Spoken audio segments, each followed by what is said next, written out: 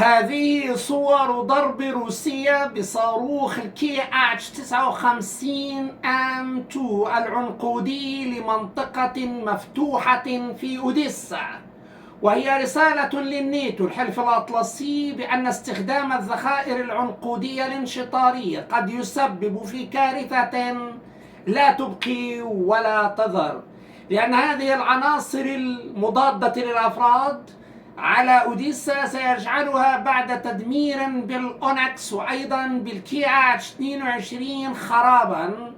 فكل صوامع القمح وكل صوامع النفط مدمرة أو غير صالحة للاستخدام. هذه الصواريخ الآن والمعروفة بالكي اتش 59 ام 2 بتجهيزات عنقودية كلاترال وورهيد في الجملة، فإن هناك تطور استثنائي بخصوص مثل هذا الاستخدام الذي قال عنه المسؤولون الروس بأنه سيكون كارثة على الجانب الأوكراني. وفي الليلة 20 من يوليو قاد الروس هجمة ب38 صاروخا ومنهم درونات كاميكازية على أوديسا ونيكولايف. وصل حسب الأوكران 20 صاروخا إلى البنية التحتية والبنية التحتية المينائية وأيضا وجزئيا البنية العسكرية. كل الأهداف وصلت إليها صواريخ أونكس والكي 22، وذلك انطلاقا من قيادة الجنوب الروسي والقرم كارسك وشمال شرق دون تحديد الوجهة.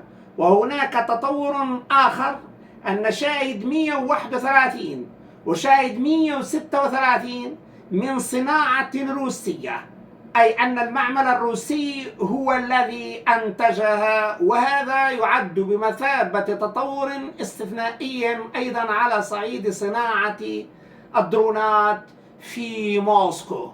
وهناك 7 صواريخ من أونكس من مركب باستيون بالقرم كلها أصابت أهدافها، وإلى جانب أونكس 4 صواريخ من كي اتش 22 من طائرة تيو 22 ام 3 وذلك من كروناي، ووصلت جميعها إلى أهدافها.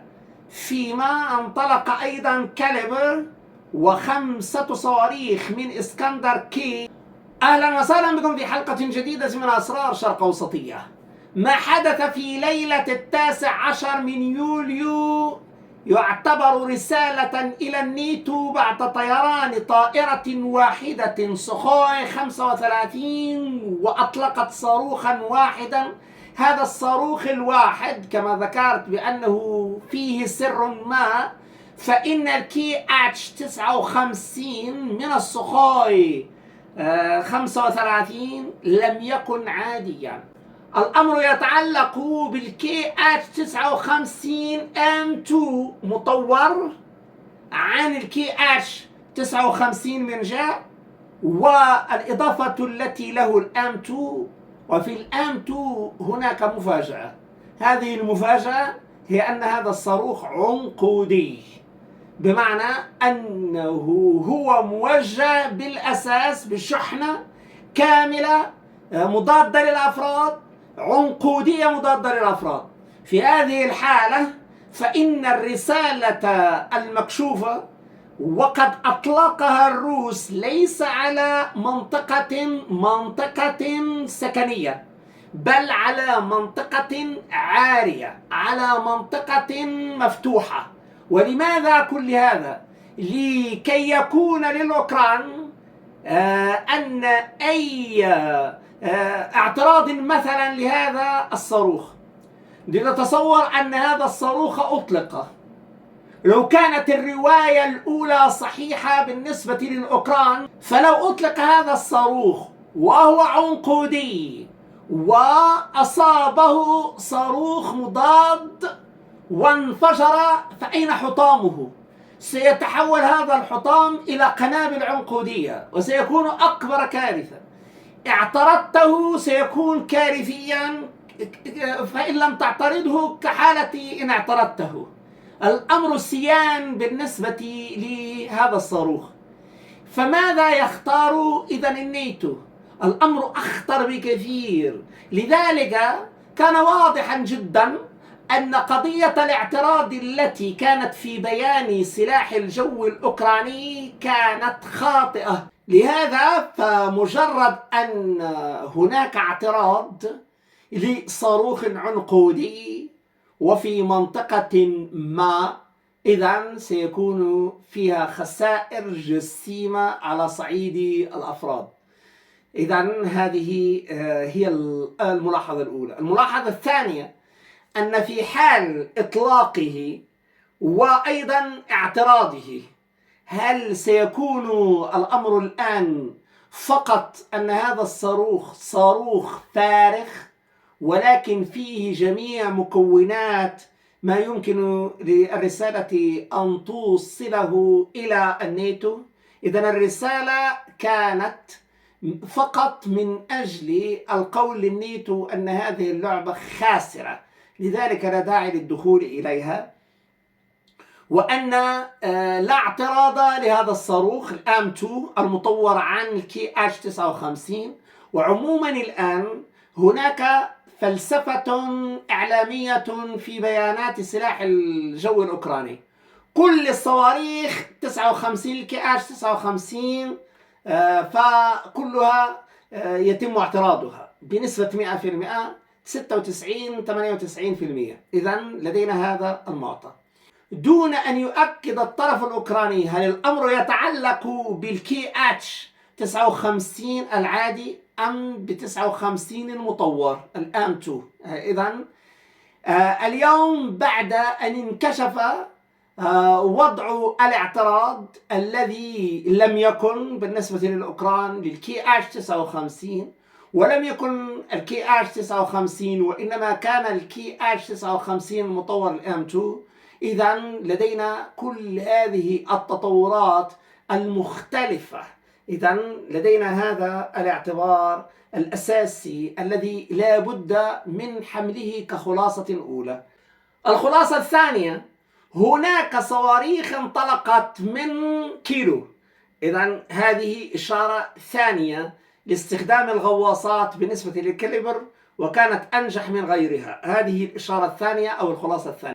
وفي خلاصة ثالثة فإن هناك إطلاق صواريخ اسكندر كي من القرم وباتجاه ضرب أوديسا ونيكولايف. انظروا إلى أن اسكندر الآن هو من هذه المسافة يقصف من جهة. ثانيا أنه ليس اسكندر A، هو اسكندر كي. إذن الأمر هنا مختلف.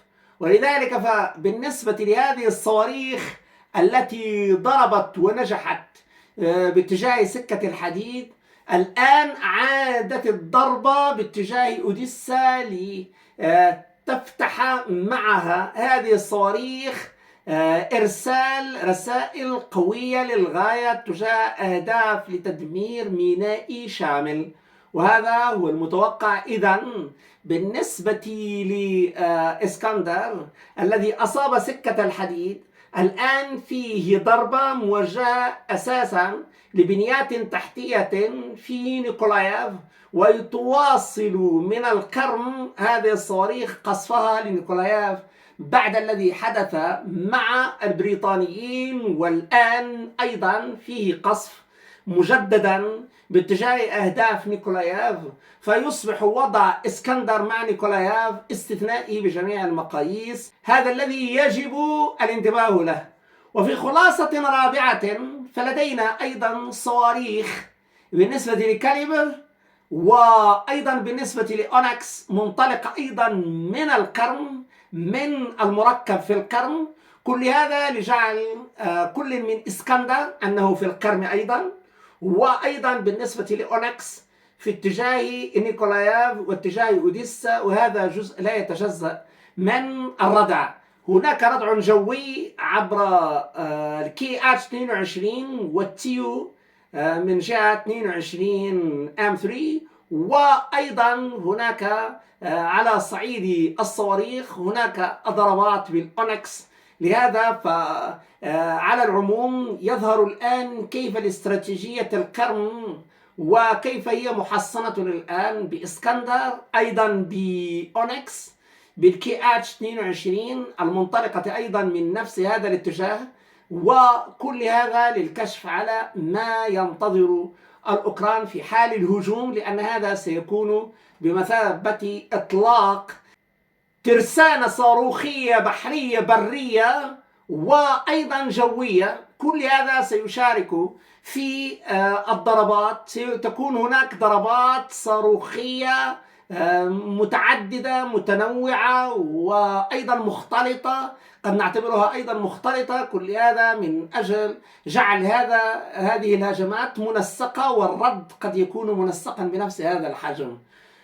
ومهم جدا الآن أن أمريكا يجب أن تفكر مرتين قبل إدخال العنقودية، لأن حالة الإطلاق أتت من السخوي 35، وهذه هي الضربة الخطيرة جدا.